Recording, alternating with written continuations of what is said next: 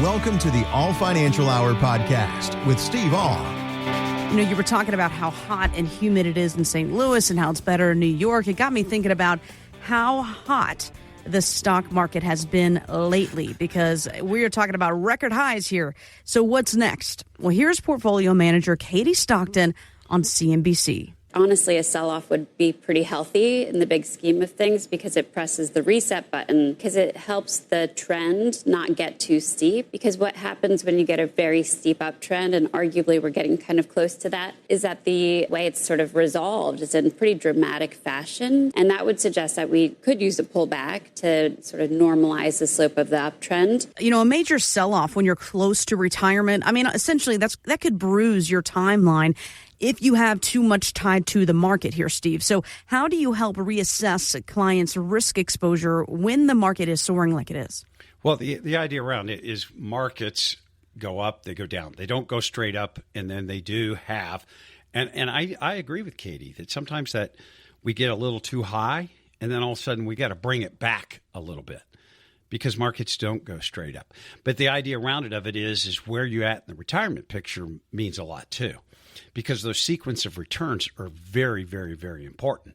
You know, if you would have chosen 2000 to retire and then you had 2001 to 2002, the drop from there, that could make it a lot harder to do your retirement. Or what if you picked 2007? To 2009. So sequence of return is very, very important.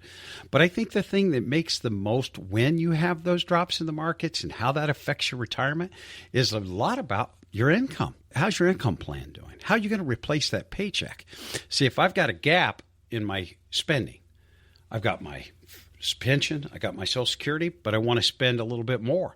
If I've got that gap, how do I fill it? Because if your income is covered, it's not as detrimental when the markets do go back. Most people don't realize that a 10% negative movement in the market happens almost every year. They want to say this is a big, no, that's very common. So then we look at the other side of it.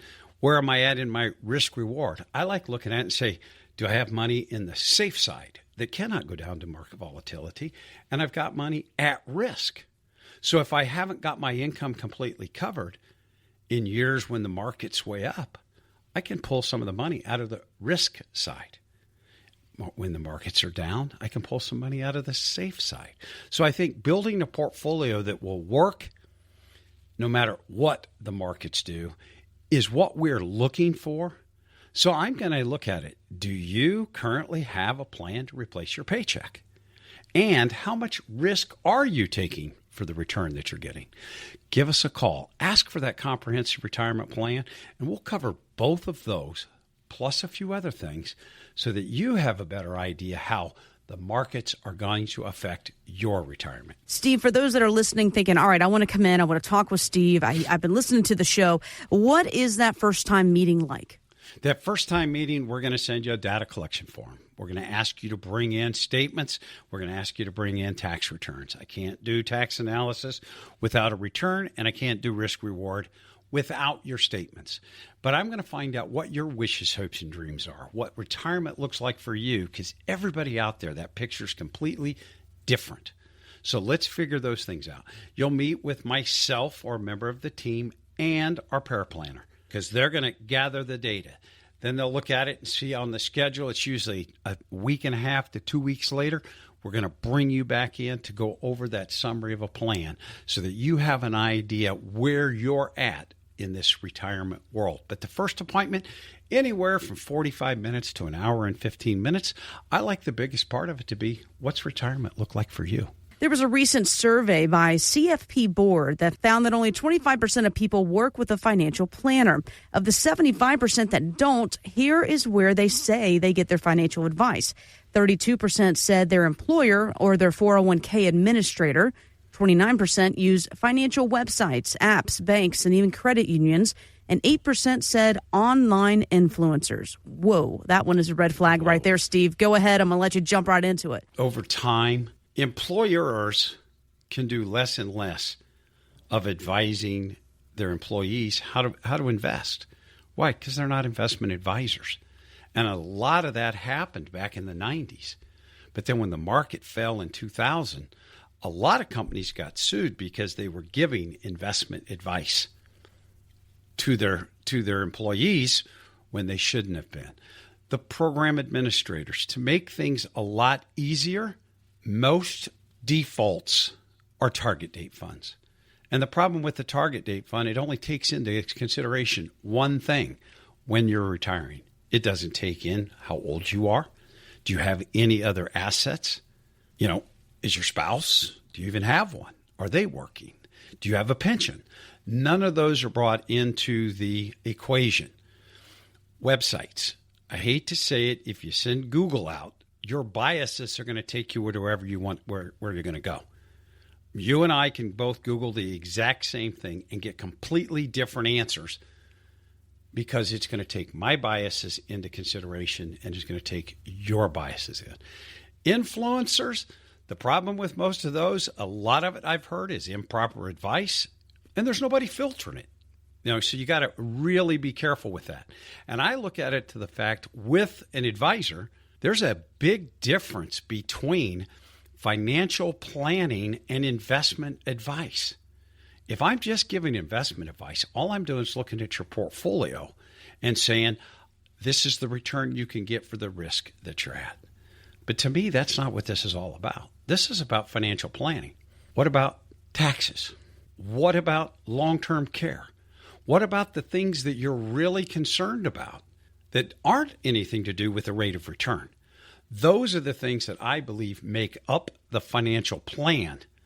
And the greatest thing about having a financial plan is now you have something to focus upon when all the crazy noise that's going on currently in the market right now. It doesn't matter who's president. It doesn't matter who's running Congress. Let's focus on the plan and adjust it from there instead of blowing with the wind, because it's the only thing I'll tell you. Headwinds today could be tailwinds tomorrow. I remember when people complained because interest rates were too low. Now people borrowing money are complaining because interest rates are too high. It's still interest rates, but sometimes it's a headwind, sometimes it's a tailwind. You have heard these big facts and figures thrown around for years. Oh, you need $1 million to retire. You need $5 million to retire. Well, the big question is, how many people actually have $1 million in retirement, right? So according to the Federal Reserve, only about 10% of people out there do. That means 90% of people don't have the $1.8 million that BlackRock says you need, or the $3 million that Susie Orman says you need, or even the $5 million that Kevin O'Leary talks about. Yet, according to a new survey by the Employee Benefits Research Institute, 70% of people say they are confident they are going to have enough money for retirement. Steve, make all these numbers make sense. Well, you can't. When I hear these numbers, I'm going, $5 million to be able to retire? What kind of lifestyle are we talking about? Because that's the most important thing. I like to ask the question. Dr. Jones comes into the office. He's got $2.7 million in his IRA accounts. And then Kevin and Dana come into the office. They got about $540,000 in their IRAs and 401ks. Which one would you guess could retire? Most people, as this one is, the 2.7. Mm-hmm. Yeah, but you think more money, the better. At it. The more money you have, the better. But it's really about lifestyle. If hypothetical, Dr. Jones has a $250,000 a year income need, he's spending $20,000 plus a month, and he's only got his Social Security, and what's his age? If he's 60, he can't retire, but he's got that number. Then we go over to our hypothetical Kevin and Dana. They've got pensions and Social Security that will meet their $50,000 a year lifestyle. They're 67 years old. Who can retire? With the rest of the information, then people would switch and say the people that are living under their means and have savings. And I'm saying, yeah. So it depends on you, and it depends upon where you're at in this structure. The question that I get from most people is, Steve, when can I retire? And the second question is, will I run out of money? So the idea around it is let's bring you in. Let's sit you down. Let's look at those things and find out where you're at in this retirement picture. because of the fact what your lifestyle is as much or more important than how much you actually have saved. I will agree, the more the merrier. But how much do you have to live the lifestyle that you're currently living? Let us sit down with you and analyze this, and you can find out that information to answer those two basic questions. When can I retire, and will I run out of money? Give us the opportunity to sit down and talk with you about that. Call, ask for the comprehensive retirement plan.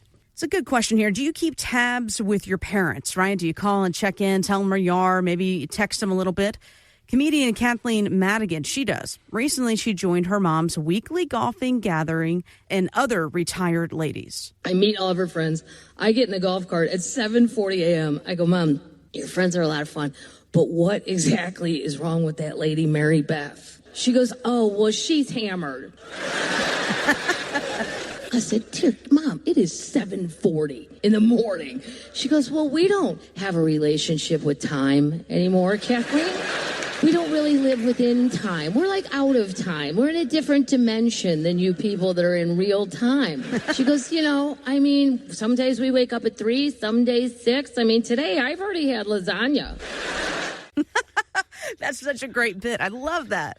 Love that. I've already had lasagna. Come on. You can do that at any time that you want. Yeah, it's right. But I do remember some of the golf days where guys were pretty well hammered at 7:30 in the morning, and I know they weren't retired. Some of them, it was because they hadn't, sobered up from the night before. So completely different game when we start to talk about that. But absolutely. I love some of the things that comedians can come up with. Making things fun and interesting. Listen, we all need to laugh more in today's world. I think we all could agree with that. And I love that she says, we don't have a relationship with time.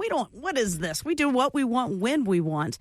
And knowing when to retire, that's all part of this too, right? Yeah, that's when it's time to retire. And I think the biggest one for me is, what are you doing now that you're retirement? Guy came in and he said, I'm doing nothing. And I don't even start that till 10:30. Whatever, man. Make your own schedule. Yeah, but that's what it is. He's doing what he wants to do. But when we start to look about when can I retire? When can I get to that position? I think that's where the analysis work comes in. John and Patty came in, 59 years old, had about $850,000 in savings. Social Security and pensions had the question that a lot of y'all have. Can we retire? And if you're in that situation, I can tell you, you're going to get one of two answers. No, you can't. Or yes, we believe you can. It's all going to depend upon what those incomes are and where you're at and what your expenses. But I basically look at it is, in some of those cases, I like to use the term, your retirement is TBD. Most people to be determined? To be determined. I'm going to say, Let's look at it in a different light. 2 bad days. Okay, that boss that you're putting up with that's 25 years younger than you, and you're going, I can't take this person anymore. It's 2 bad days. And so the idea around the 2 bad days is the younger boss. I can't put up with them anymore. I've got the availability to retire any time that I want. So I like to say you're 2 bad days away from retirement. That's where most people want to be as they look at that retirement journey. Am I going to be okay? Our idea is to run the analysis using the assumptions to find out, are you 2 bad days away from saying you're not going to be working anymore? Thanks for listening to the All Financial Hour podcast.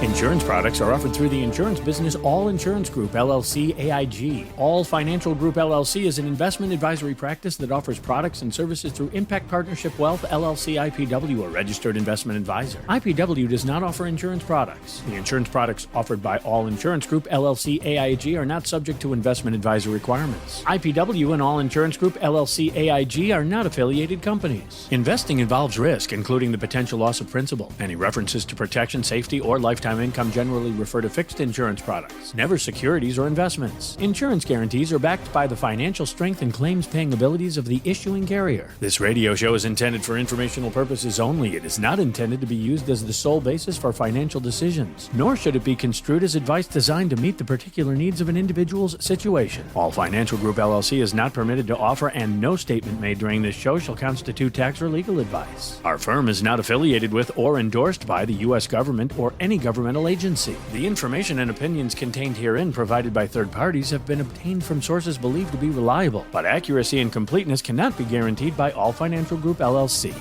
This radio show is intended for information purposes only.